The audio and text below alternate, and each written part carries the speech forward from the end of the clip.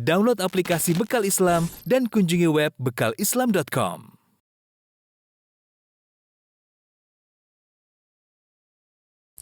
Bismillahirrahmanirrahim. Assalamualaikum warahmatullahi wabarakatuh.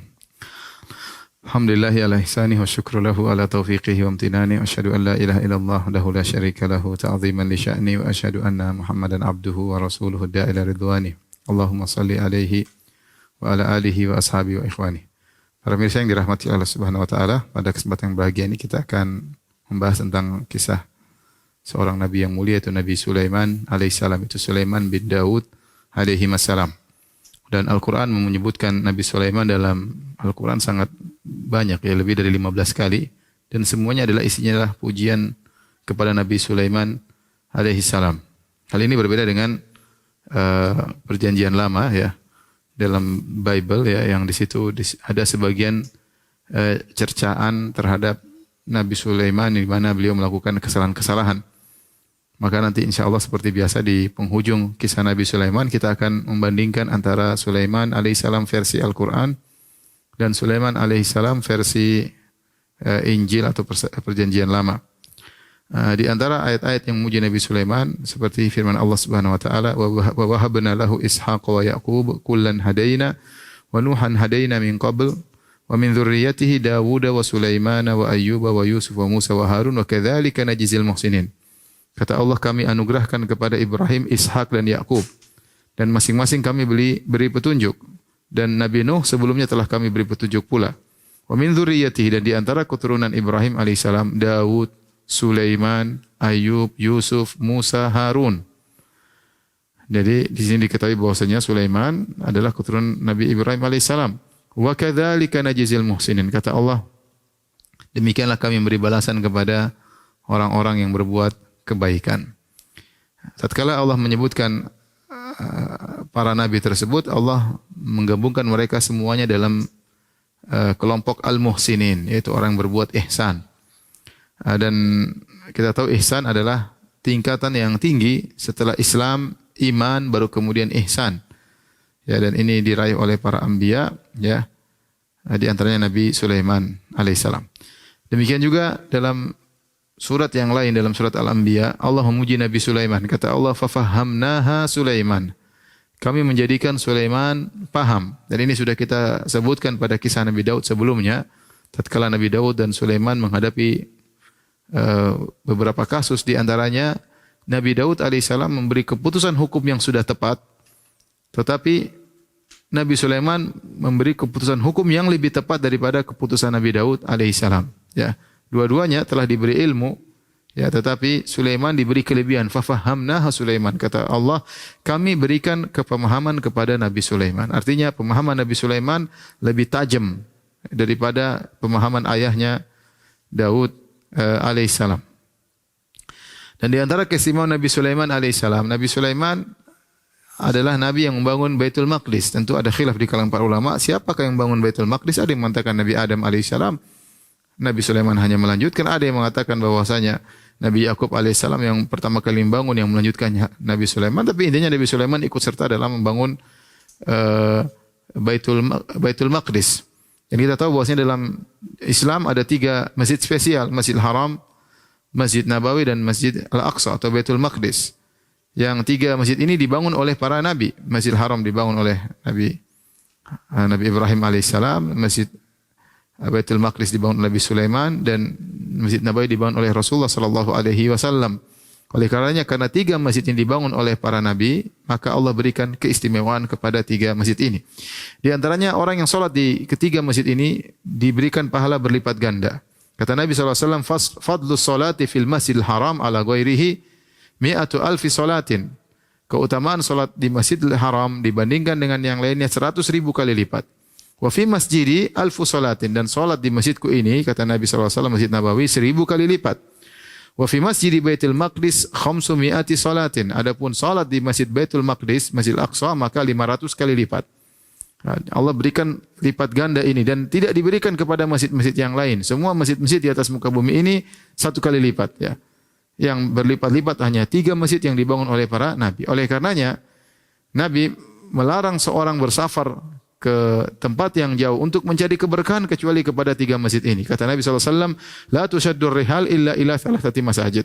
Tidak boleh seorang sengaja bersafar perjalanan jauh dalam rangka mencari keberkahan tempat kecuali hanya kepada 3 tempat, yaitu Masjidil Haram, Masjidil Aqsa dan Masjid Nabawi, ya. Oleh karenanya tatkala Abu Hurairah radhiyallahu anhu sengaja bersafar untuk pergi ke Tursina, tempat yang suci yang di mana Nabi Musa alaihissalam pernah bertemu dengan Allah Subhanahu wa taala, maka Abu Hurairah ditegur oleh seorang sahabat yang lain dengan membawakan hadis ini. Nabi SAW melarang seorang bersafar untuk mencari keberkahan tempat kecuali kepada 3 masjid. Adapun masjid-masjid di dunia ini, seperti di Indonesia, Masjid Demak, Masjid Ampel, Masjid Kudus, Masjid Istiqlal, maka semuanya sama, mirip dengan masjid-masjid yang ada di sekitar kita, baik masjid di Al-Ikhlas di Bekasi atau masjid kemudian dan yang lainnya, ya, atau Masjid Tarbiyah, ya, dan yang lainnya yang ada di Jakarta Selatan, ya. Semuanya sama, yang spesial cuma 3 masjid tersebut. Dalam satu hadis Nabi SAW bersabda, Inna Sulaiman bin Daud lamma bana Baitul Maqdis sa'ala Allah azza wa jalla khilalan thalathatan. Tatkala Nabi Sulaiman bin Daud alaihi salam membangun Masjidil Aqsa, maka beliau meminta 3 perkara.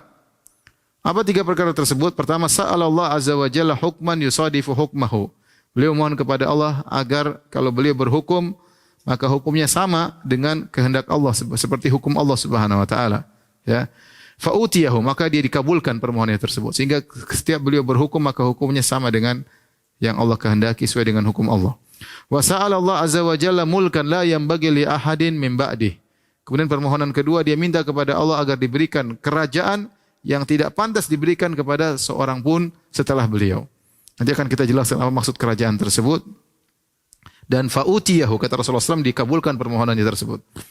Kemudian yang ketiga, wa sa'ala Allah azza wa jalla hina faragha min bina'il masjid, dan beliau meminta permohonan ketiga tatkala selesai membangun Masjidil Aqsa, an la ya'tiyahu ahadun la yanhazuhu illa salatu fihi an yukhrijahu min khati'ati ka yaumi waladatu ummuhu. Dia mohon kepada Allah agar kalau ada orang datang ke Masjidil Aqsa, niatnya yang menggerakkan dia ke situ untuk salat di situ, maka Allah mengeluarkan dia dari dosa-dosanya sebagaimana baru dilahirkan dari perut ibunya. Maka dalam riwayat yang lain Rasulullah SAW berkata, amma thnatani faqad u'tiyahuma. Adapun permohonan pertama dan kedua telah dikabulkan oleh Allah Subhanahu wa taala. Wa arju an yakuna qad u'tiya tsalitsata. Dan aku berharap Nabi Sulaiman juga dikabulkan doanya yang ketiga. Baik, para pemirsa yang dirahmati Allah Subhanahu wa taala, kita akan membawakan kisah Nabi Sulaiman sebagaimana yang Allah tuturkan dalam Al-Quran dari 3 surat. Yang pertama adalah surat Sad dari ayat 30 sampai ayat 40. Ya. Allah Subhanahu wa taala berfirman, "Wa wahabna li Dawuda Sulaiman, ni'mal 'abdu innahu awwab." Dan kami anugerahkan atau kami karuniakan kepada Daud Sulaiman. Kami anugerahkan Sulaiman kepada Nabi Daud. Ni'mal 'abdu innahu awwab. Sungguh dia adalah hamba yang terbaik dan dia amat taat atau selalu kembali kepada Rabb-Nya. Kita tahu Nabi Daud, ya, alaihissalam, ya, diberikan banyak anugerah dan beliau juga memiliki banyak anak, ya. Tapi salah satu, ya, anugerah yang terindah bagi Nabi Daud adalah anak yang saleh, yaitu Sulaiman, ya. Dan kita tahu bahwasanya kalau kita mendapat anak yang saleh itu adalah anugerah yang luar biasa, yang senantiasa mendoakan kita setelah kita meninggal dunia. Kemudian begitu mulianya Nabi Sulaiman, Allah memujinya dengan berkata, ni'mal abdu, sebaik-baik hamba. Bayangkan, sebaik-baik hamba Allah adalah di antaranya Nabi Sulaiman, ya. Tidaklah Allah mengatakan Nabi Sulaiman dengan sebaik-baik hamba, ya, kecuali karena dia sangat rajin beribadah, sangat taat kepada Allah Subhanahu wa taala. Dan Nabi Sulaiman, dia bukanlah hanya sekedar seorang nabi, bahkan dia seorang raja. Sebagaimana pernah kita jelaskan, nabi yang sekaligus raja pertama kali Nabi Daud alaihissalam. Kemudian yang kedua adalah Nabi Sulaiman, seorang nabi sekaligus raja. Kita tahu namanya seorang raja tentu penuh dengan kesibukan, penuh dengan urusan keduniaan yang tidak bisa dia hindari. Mengatur kerajaan, mengatur masyarakat, mengatur rakyat, dan yang lainnya.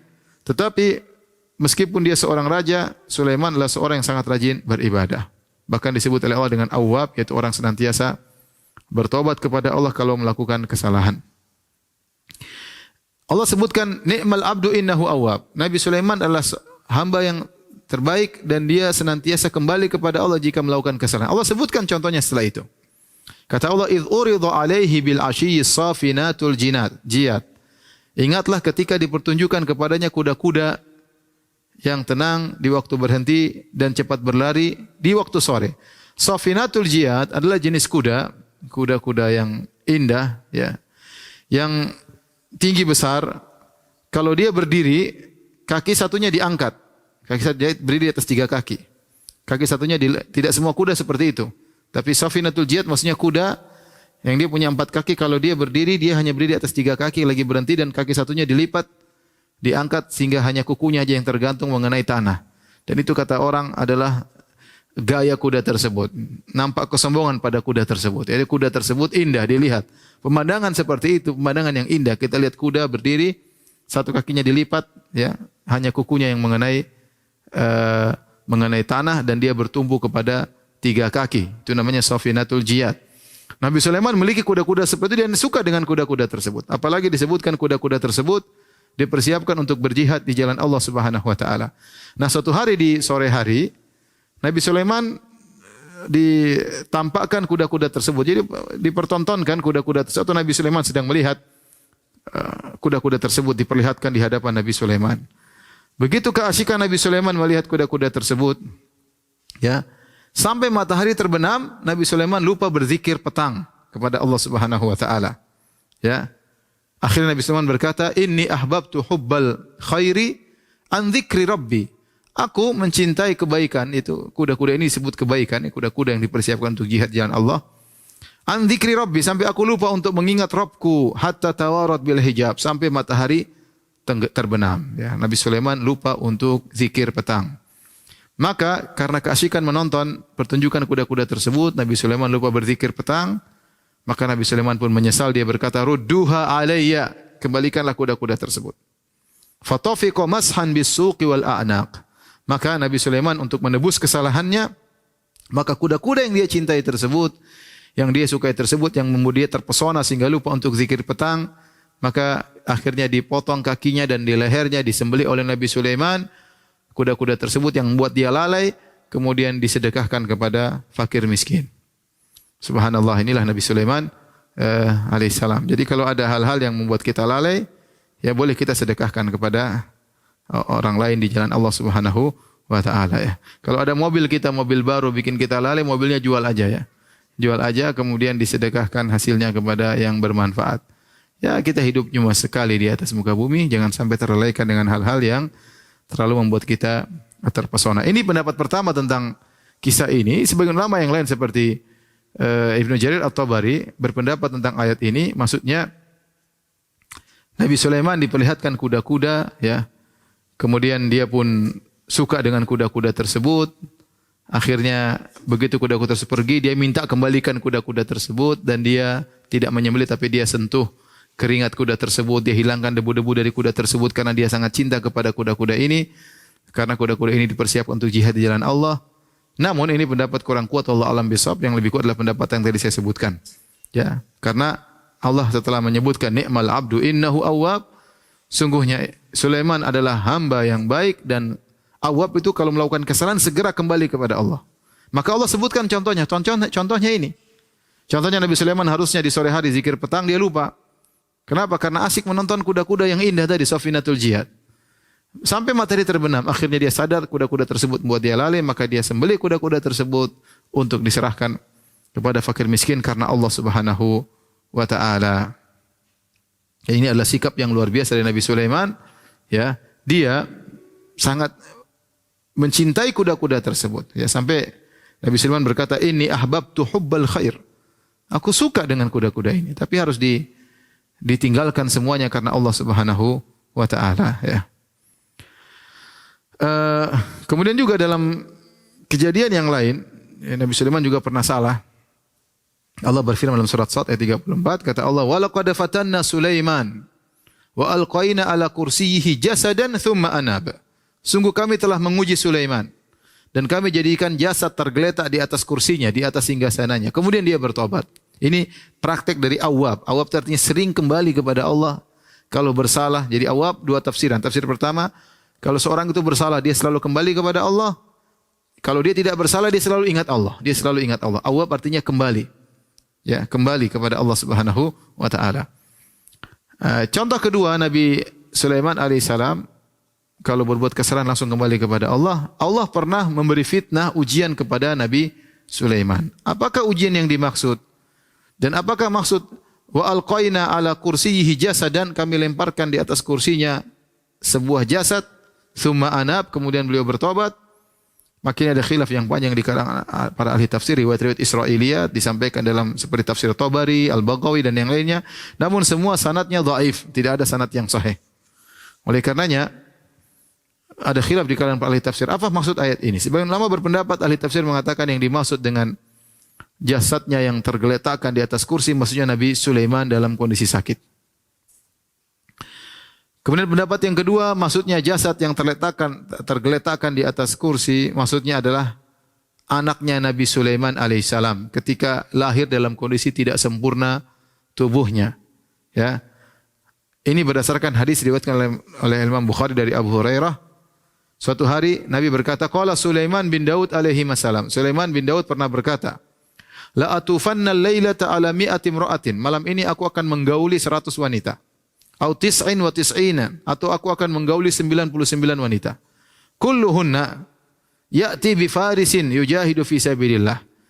Maka semua wanita yang saya gauli tersebut akan melahirkan seorang anak pejuang yang akan berjuang di jalan Allah Subhanahu wa taala. Faqala lahu sahibuhu, maka ada yang berkata kepadanya, temannya berkata kepadanya, insyaallah, ucapkanlah insyaallah wahai Sulaiman. Falam yaqul insyaallah, ternyata Sulaiman alaihissalam lupa mengucapkan insyaallah atau tidak mengucapkan insyaallah. Maka malam itu dia pun menggauli 99 wanita atau 100 wanita. Falam yahmil minhunna illa imra'atun wahidah. Ternyata tidak ada yang hamil dari semuanya, cuma satu wanita yang hamil. Ja'at bisyikir rajulin, ternyata melahirkan seorang anak yang cacat. Ya, yang cacat cuma yang jatuh salah satu tubuhnya atau badannya tidak sempurna.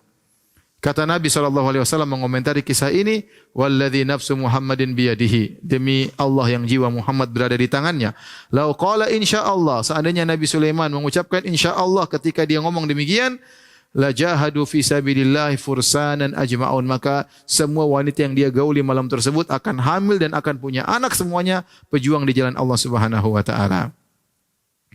Ini dijadikan dalil oleh sebagian ahli tafsir, maksudnya jasad yang digeletakkan di atas kursi Nabi Sulaiman adalah anaknya yang cacat tersebut yang tidak sempurna, karena Nabi Sulaiman ketika menggauli istri-istrinya yang berjumlah 100 tersebut, beliau lupa untuk mengucapkan insya Allah. Dan ini dalil bahwasanya ucapan insya Allah keucapan yang penuh dengan keberkahan, betapa banyak keberhasilan gara-gara keberkahan insya Allah, dan betapa banyak kegagalan gara-gara lupa mengucapkan insya Allah.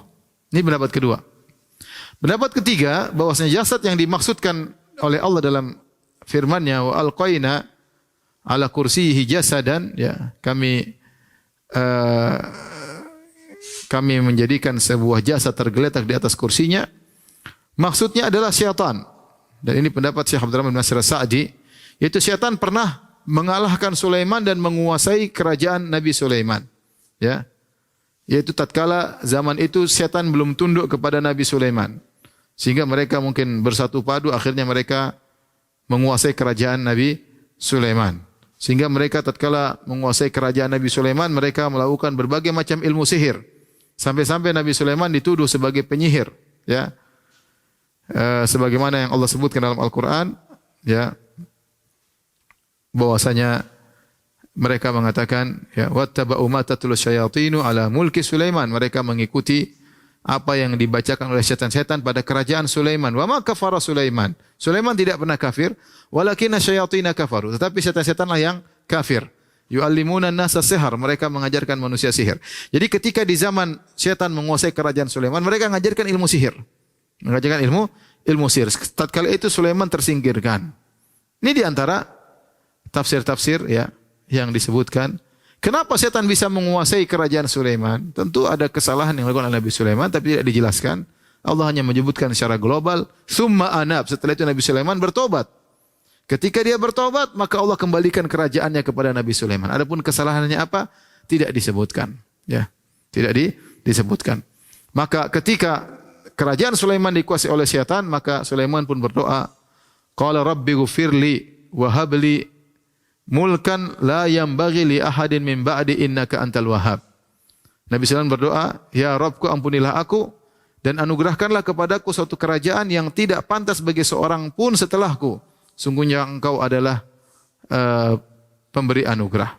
Ya. Ini doa Nabi Sulaiman alaihissalam yang dikabulkan oleh Allah Subhanahu wa taala. Perhatikan doa ini, Nabi Sulaiman membuka doanya dengan beristighfar, Rabbi ghfirli. Ini di antara cara dikabulkan doa seorang mengakui kesalahannya. Mohon ampunan kepada Allah Subhanahu wa taala. Setelah dia bertobat kepada Allah, baru kemudian dia majukan permohonannya. Wahabli mulkan. Anugerahkanlah kepadaku kerajaan la yang bagi li ahadin min ba'di. Yang kerajaan tersebut tidak boleh seorang pun memiliki kerajaan sepertiku setelahku. Ya. Maka Allah kabulkan kerajaan Nabi Sulaiman. Kerajaan yang luar biasa ya, yang di situ ada pasukan jin ya. Baik jin-jin yang jahat maupun jin-jin yang baik ya. Ini kerajaan yang luar biasa. Ketika Nabi Sulaiman alaihissalam minta dianugerahkan kerajaan oleh Allah Subhanahu wa taala, Nabi Sulaiman bukan mencari dunia, ingin kerajaannya luas, pasukannya hebat, pasukan jin-jin, hewan-hewan dikuasai oleh dia, bukan untuk gagah-gagahan. Para anbiya tidak mencari dunia. Tetapi dalam rangka bahwasanya jangan sampai kerajaan dikuasai oleh syaitan sehingga Nabi Sulaiman mudah untuk berdakwah agar bisa menyebarkan kebenaran di wilayah kekuasaannya, bukan hanya gagah-gagahan. Dan ini sebagaimana Nabi Sulaiman kita sebut tadi, dia berdoa dia ingin mendatangi istrinya 100 orang agar punya anak, bukan supaya gagah-gagahan tapi supaya anak-anaknya semua berjihad di jalan Allah. Jadi tidaklah para nabi meminta dunia kecuali untuk akhirat. Kecuali untuk akhirat, ya. Sebagaimana kita sebutkan Nabi Ayub ketika mengumpulkan belalang-belalang emas, ya. Jadi tidak ada masalah kata para ulama, kita mengumpulkan harta yang penting untuk di jalan Allah Subhanahu wa taala. Adapun kalau kita kumpulkan harta, memiliki kekuasaan yang banyak bukan karena di jalan Allah, hanya memperpanjang hisab kita pada hari kiamat kelak. Taib, sebagaimana Nabi Yusuf alaihissalam ketika meminta atau tatkala ditawarkan kekuasaan, maka beliau terima dan beliau minta agar dijadikan sebagai bendaharawan Mesir supaya apa? Supaya beliau bisa mengolah harta Mesir dan bisa dimanfaatkan untuk kepentingan masyarakat. Taib, ketika Nabi Sulaiman berdoa minta diberikan kerajaan luar biasa yang tidak boleh seorang pun menguasai kerajaan seperti itu setelah beliau, maka Allah kabulkan. Kata Allah, fasakharna lahu ar-riha tajri bi amrihi rukha'an haitsu asab. Maka kami tundukkan kepadanya angin yang berhembus dengan baik menurut kemana saja yang dia kehendaki. Jadi angin ditundukkan oleh Allah Subhanahu wa taala kepada Nabi Sulaiman. Nanti angin, jin, hewan-hewan semuanya tunduk kepada Nabi Sulaiman. Sebagian ulama berdalil, inilah pembenaran dari hadis Nabi, man taraka syai'an lillah awadahullahu khairan minhu. Barang siapa meninggalkan suatu karena Allah, Allah berikan lebih baik. Nabi Sulaiman, kuda-kuda yang indah tadi membuat dia lalai. Nabi Sulaiman tinggalkan kuda-kuda tersebut, bahkan kuda-kuda tersebut disembelih untuk Allah Subhanahu wa taala, maka Allah gantikan yang lebih baik, itu kerajaan yang hebat. Ya, kerajaan yang hebat, ya. Pengorbanan Nabi Sulaiman diberi balasan Allah dengan yang jauh lebih baik. Maka Allah tundukkan angin tajri bi amrihi. Angin tersebut berjalan dengan perintah Nabi Sulaiman. Rukha'an, angin yang lembut. Haitsu asab, di mana yang Nabi Sulaiman kehendaki. Tinggal belok kanan anginnya belok kanan, belok kiri anginnya belok kiri, ya. Enggak usah pakai setir, ya. Tinggal dia ngomong angin tersebut berjalan. Kemudian angin tersebut rukha'an, lembut. Bukan angin yang keras, bukan angin yang buat Nabi Sulaiman ketakutan atau takut jatuh, tapi berjalan dengan lembut, nyaman bagi Nabi Sulaiman alaihissalam. Ini di antara sifat angin Nabi Sulaiman. Kemudian di antara kerajaan yang Allah berikan kepada Nabi Sulaiman, wasyayatina kulla banna'in wa ghawwas. Dan kami tundukkan pula kepada Sulaiman setan-setan. Jadi bukan jin-jin baik aja yang tunduk kepada Sulaiman. Setan-setan tunduk kepada Nabi Sulaiman. Setan-setan tersebut memiliki dua fungsi. Kulla banna'in, setan-setan pembangun yang buat bangun bangunan, wa ghawwas, setan-setan penyelam. Jadi setan-setan kontraktor sama setan-setan penyelam. Aslinya Nabi Sulaiman kalau nyuruh mereka ingin bangun apa saja mereka bangun. Mau bangun gedung, mau bangun ini, mau bikin patung, bangun apa, mereka bikin setan-setan tersebut. Luar biasa, ya. Gawas yaitu setan penyelam. Nabi Sulaiman ingin suruh ngambil ikan ini, suruh ngambil mutiara yang ada di lautan, suruh ambil apapun di laut. Setan-setan tersebut mampu dan itu semua anak buah Nabi Sulaiman. Mereka ditundukkan oleh Allah. Mereka setan, mereka tidak suka dengan tauhid, mereka tidak suka dengan Nabi Sulaiman, tapi mereka harus tunduk kepada Nabi Sulaiman karena Allah yang menundukkan jin setan-setan tersebut kepada Nabi Sulaiman. Jadi ada jin ahli bangunan dan ada jin penyelam. Kemudian kata Allah Subhanahu wa taala, wa akharina muqarrarina fil asfad. Dan sebagian jin-jin yang lain, setan-setan yang lain terbelenggu, terikat dalam belenggu.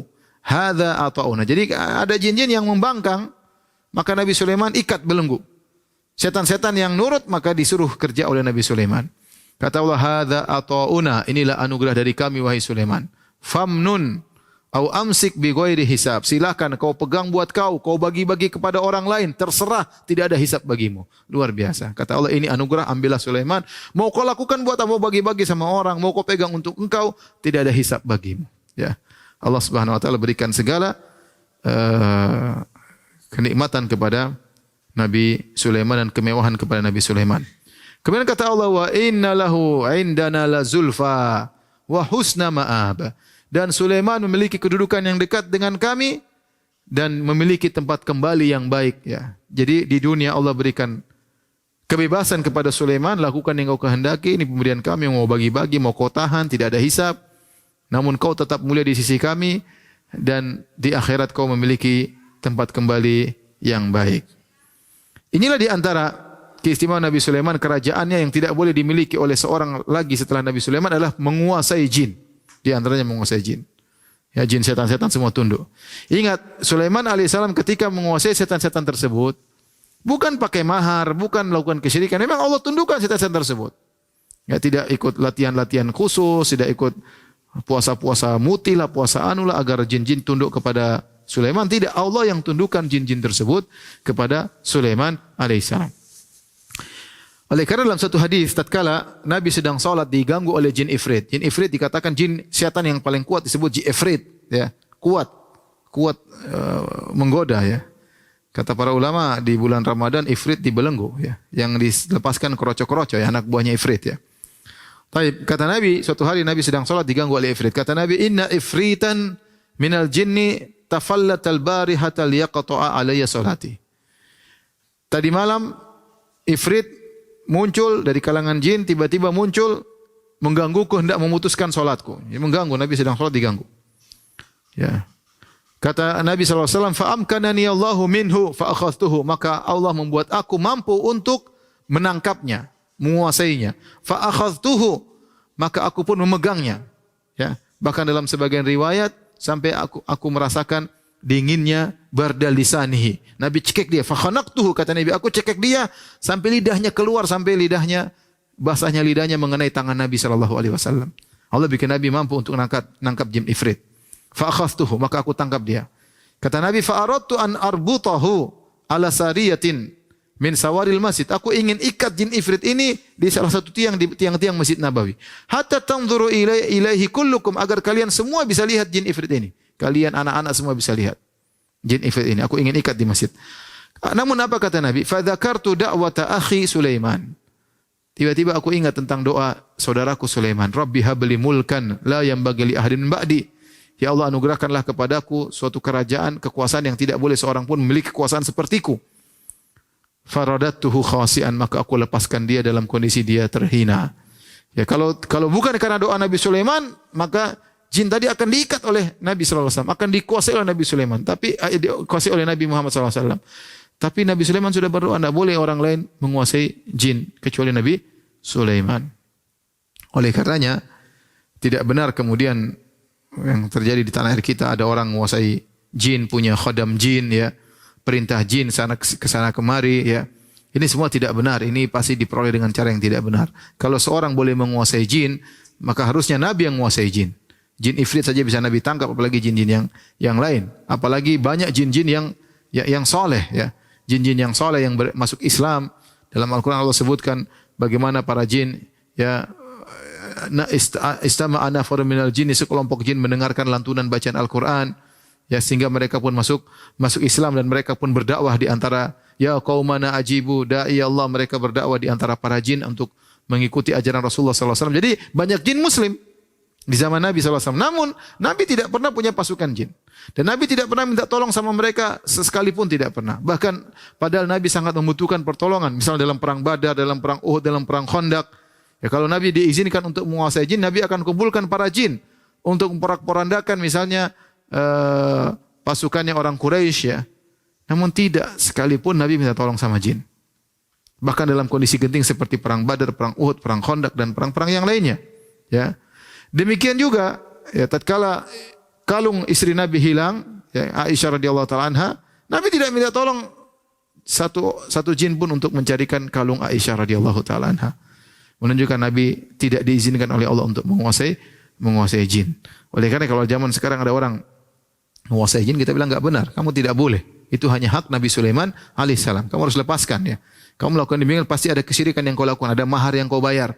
Sulaiman menguasai jin tanpa mahar. Karena sebagian orang mengatakan kita boleh menguasai jin. Buktinya Sulaiman menguasai jin. Beda. Sulaiman menguasai jin alaihissalam. Allah yang membuat jin-jin tersebut tunduk kepada Sulaiman. Tidak ada ritual, tidak ada bayar-bayaran, tidak ada mahar, tidak ada kesyirikan, tidak ada yang lainnya. Ya. Taib. Ya, dan ini dalil bahwasanya jin punya macam-macam kelebihan. Ada jin kontraktor tadi, ada jin penyelam ya. Sampai ada kawan saya tukang pijit. Berapa kali dia pijit saya, dia cerita, ada orang nawarkan jin sama dia. Mas mau mijit, saya punya khadam jin tukang pijit ya. Kalau Mas mau bayar. Jadi kalau Mas mijit tinggal sentuh sedikit sudah kerasa pijitannya. Kenapa? Ada jin tukang pijit yang bantu dia ya. Subhanallah. Itu tidak boleh, ini diharamkan oleh Allah Subhanahu wa taala karena yang berhak menguasai jin cuma Nabi Sulaiman alaihissalam. Tapi itu kisah Nabi Sulaiman dalam surat Sa'ad. Kita lanjutkan surat kedua, surat Saba. Allah berfirman, "Wali Sulaiman ar-riha guduwuha syahrun wa rawahuha syahr. Wa asalna lahu 'ainal qitr wa minal jinni man ya'malu baina yadayhi bi idzni rabbih wa man yaziq minhum an amrina nudzikuhu min adzabis sa'ir." Dan kami tundukkan kepada Sulaiman angin yang perjalanannya di pagi hari seperti perjalanan sebulan. Dan pulangnya di sore hari juga seperti perjalanan sebulan. Artinya anginnya Nabi Sulaiman yang membawa Nabi Sulaiman cepat, tetapi tidak terlalu cepat. Jadi Nabi Sulaiman pergi untuk mengontrol kerajaannya, dia pergi di pagi hari dan pulang di sore hari. Nah, perginya dengan angin tersebut kecepatannya seperti perjalanan sebulan. Seperti orang naik kuda cepat selama sebulan, nah itu ditempuh cuma sekitar 4 jam dengan anginnya Nabi Sulaiman. Berarti anginnya Nabi Sulaiman kencang tapi tidak terlalu kencang karena disebutkan rukha'an, lembut, tidak terlalu kencang. Artinya Nabi Sulaiman bukan naik angin kemudian mau jatuh kanan mau jatuh kiri, dia santai, ya. Mungkin taruh permadani di atas angin kemudian anginnya bisa membawa dia dengan tenang, ya. Ya, kemudian disebutkan ketika Nabi Sulaiman naik angin tersebut, maka burung-burung anak buah Sulaiman alaihissalam, burung-burung berada di atas Nabi Sulaiman untuk sebagai teduhan Nabi Sulaiman alaihissalam. Dan sekarang siapa yang bisa punya kendaraan seperti Nabi Sulaiman? Ya, pesawat tercanggih pun sampai zaman sekarang kalau mau naik harus landasan dulu ya. Harus cepat dulu baru. Nabi Sulaiman enggak, duduk manis di atas angin angkat kemudian berjalan. Berjalan ya. Lembut ya. Lembut kemudian tanpa harus ada ribut-ribut, enggak ada. Semuanya berjalan dengan angin saja ditemani oleh burung-burung yang berada di atas Nabi Sulaiman alaihissalam, ya. Kemudian di antara keistimewaan Nabi Sulaiman kata Allah, wa asalna lahu 'ainal qitr, dan kami alirkan baginya tembaga. Apa maksudnya? Ada yang mengatakan tembaga ini 'ainal qitr yaitu sumber mata air tembaga, letaknya di negeri Yaman. Allah Subhanahu wa taala alirkan cairan tembaga tersebut dari Yaman menuju ke tempat Nabi Sulaiman. Ada yang mengatakan maksudnya Nabi Sulaiman sebagaimana wa alanna lahul hadid, Allah menjadikan besi jadi lembut di tangan Nabi Daud. Kalau Nabi Daud pegang besi maka seperti adonan roti, bisa diulek-ulek, digoyang-goyang, bisa dibentuk gampang. Tadinya besi jadi lembut. Kalau mau tadinya besi yang keras, kalau mau dilembutkan harus dipanaskan. Kalau dipegang oleh Daud langsung jadi lembut. Sama Sulaiman juga seperti itu, tapi tembaga. Kalau Sulaiman pegang tembaga alaihissalam, tembaga tersebut langsung menjadi seperti adonan lembut. Ini pendapat. Ada yang mengatakan tadi, ada dialirkan, ya, tanpa dipanaskan, tembaga tersebut seperti air mengalir menuju ke Nabi Sulaiman. Ini di antara keistimewaan Nabi Sulaiman, di antara mukjizat Nabi Sulaiman. Kemudian di antaranya wa minal jinni man ya'malu baina yadayhi bi izni rabbih. Di antara jin-jin ada yang bekerja di hadapan Sulaiman, Sulaiman ngawasin. Lihat mereka kerja bi izni rabbih, dengan izin Allah. Jadi jin-jin tersebut tunduk kepada Sulaiman, bukan Sulaiman kasih mahar, tetapi izin Allah Subhanahu wa taala semua jin tunduk kepada Sulaiman. Apa kata Allah? Wa may yazik minhum an amrina. Barang siapa di antara jin-jin tersebut yang tidak tunduk kepada perintah Sulaiman atas perintah Allah, nudzikhu min adzabis sa'ir, maka kami buat dia merasakan azab api yang menyala-nyala. Ada yang mengatakan ini di akhirat, ada yang mengatakan di dunia. Jadi Allah kirim malaikat-malaikat untuk ngawasi jin-jin tersebut. Ada yang melanggar langsung dicambuk dengan cambuk api oleh malaikat. Mau tidak mau jin-jin tersebut harus tunduk kepada Sulaiman alaihi salam.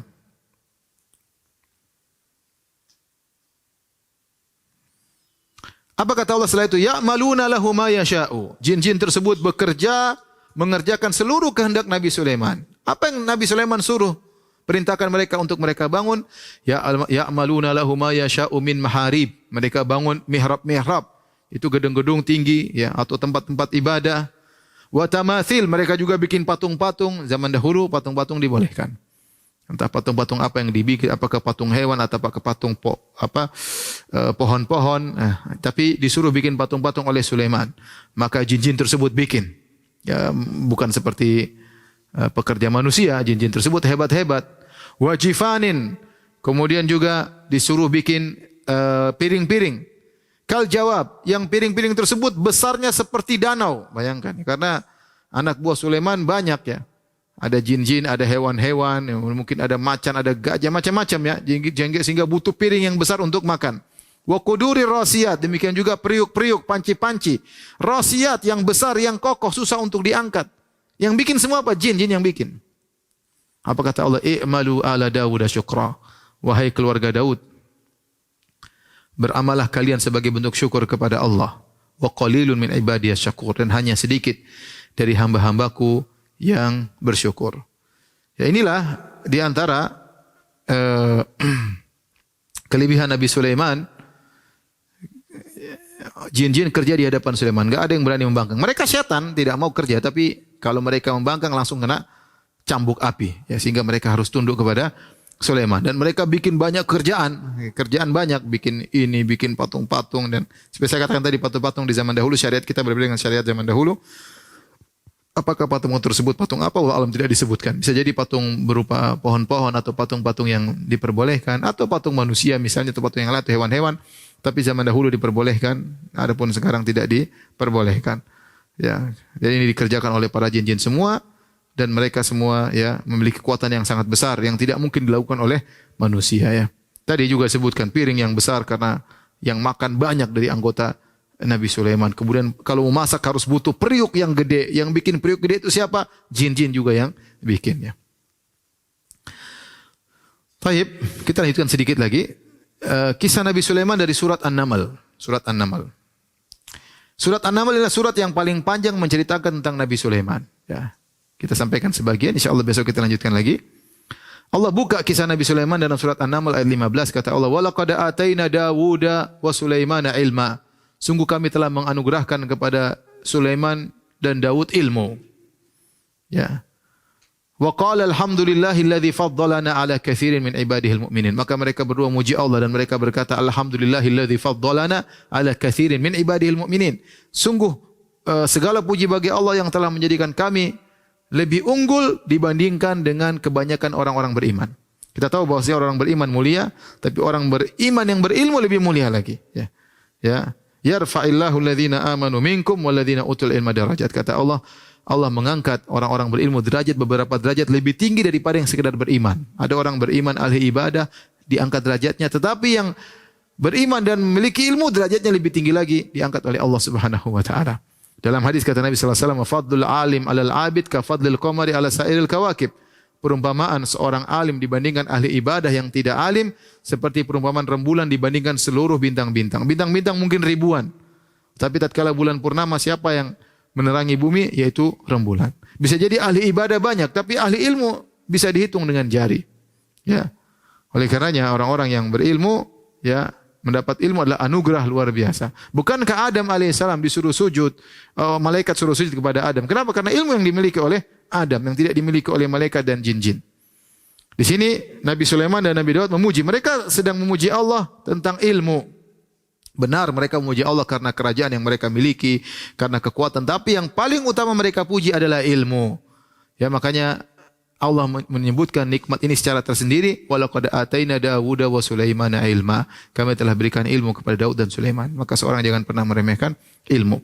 Wa qala alhamdulillahilladzi faddalana ala katsir min ibadil mu'minin. Segala puji bagi Allah yang telah membuat kami melebihkan kami daripada kebanyakan hamba-hambamu, hamba-hamba Allah yang beriman. Kemudian kata Allah, wa waritha Sulaimanu Daud, dan Sulaiman mendapat warisan dari Daud. Apa maksudnya warisan ini? Tentu bukan warisan harta, tapi maksudnya warisan ilmu dan kenabian. Ya, karena para nabi tidak mewariskan. Nahnu ma'syaral anbiya lam nuras, kata Nabi, kami para nabi tidak memberi warisan. Ma taraknahu sadaqah, harta yang kami tinggalkan semuanya sedekah. Semuanya sedekah. Oleh karena tatkala Nabi Muhammad SAW sudah meninggal dunia, kemudian tampuk kepemimpinan dipegang oleh Abu Bakar, maka Fatimah radhiyallahu taala anha datang kepada Abu Bakar minta warisan Nabi. Maka Abu Bakar mengingatkan kepada Fatimah radhiyallahu taala anha, Rasulullah bersabda, ya, nahnu ma'syaral anbiya lam nurath, kami para nabi tidak punya warisan. Ma taraknahu sadaqah, maka tidak ada sedekah. Ya, yang kami tinggalkan semuanya sedekah. Tidak ada warisan untuk Fatimah radhiyallahu taala yang ditinggalkan oleh Nabi, karena semua peninggalan Nabi adalah sedekah. Jadi para nabi tidak mewariskan harta. Lagi pula Nabi Daud punya anak yang banyak. Ya. Bukan cuma Sulaiman. Kenapa Sulaiman aja disebutkan? Bukankah anaknya banyak? Kalau yang dimaksud warisan sini adalah warisan harta, tentu bukan Sulaiman aja yang dapat, tetapi anak-anak yang lain juga dapat. Kemudian buat apa Allah mengatakan Sulaiman mendapat warisan harta dari Nabi Daud? Apa faedahnya? Kenapa harus disebut dalam Al-Quran? Semua orang tahu namanya orang meninggal dapat harta dari bapaknya. Oleh karena yang dimaksud dengan warisan di sini adalah warisan ilmu. Ya, Nabi Daud mengajari anaknya, Sulaiman diajari oleh Nabi Daud alaihissalam sehingga dia menjadi anak yang soleh. Kemudian Allah berikan kenabian kepada Nabi Sulaiman. Di antara ilmu yang Allah ajarkan kepada Nabi Sulaiman bisa bicara dengan hewan. Wa qala ya ayuhan nas, kata Sulaiman, wahai manusia sekalian, ulimna mantiqat thair, sungguhnya kami diajarin untuk bisa bicara dengan burung. Wa autina min kulli syai', dan kami diberikan segala sesuatu. Yang berikan adalah Allah Subhanahu wa taala.